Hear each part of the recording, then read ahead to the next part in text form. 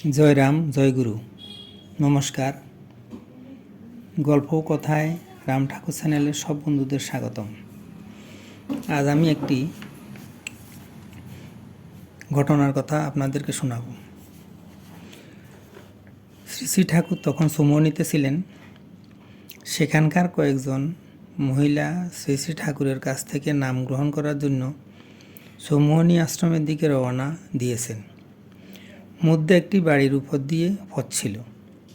ওই মহিলাগণ যখন সেই বাড়ির উপর দিয়ে যাচ্ছিলেন, তখন ওই বাড়ির এক মহিলা চৌমুহনী যাত্রী মহিলাদের জিজ্ঞাসা করলেন, দিদি, আপনারা কোথায় যাবেন?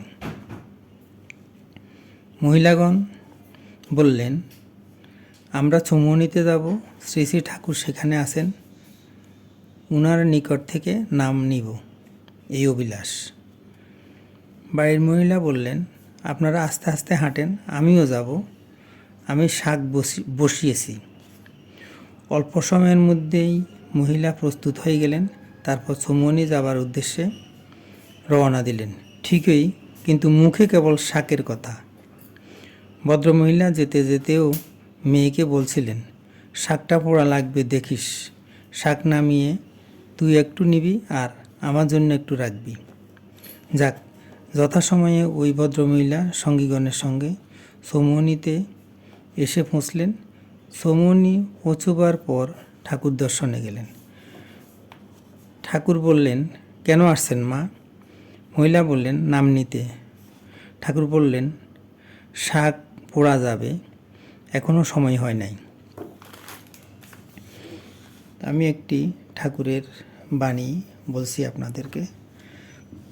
ঠাকুর বলছেন, সংসার মায়াময়, ভ্রান্তিজনক, শত ঐশ্বর্য লাভেও পরিতৃপ্ত হয় না।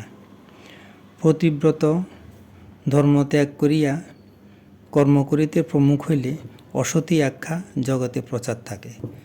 যাই হোক, ঐহিকের সুখ যাহা কর্মের দ্বারা প্রাপ্ত হয়, তাহা কেবল মরীচিকাবৎ।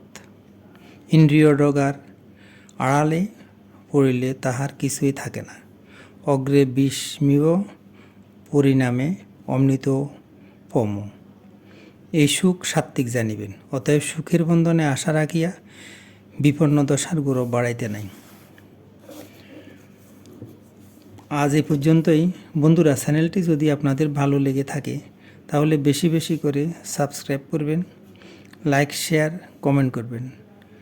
আপনারা বেশি বেশি করে সাবস্ক্রাইব করেন তাহলে আরও নূতন নূতন ঠাকুর সম্পর্কে ঘটনা জানতে পারবেন। ধন্যবাদ।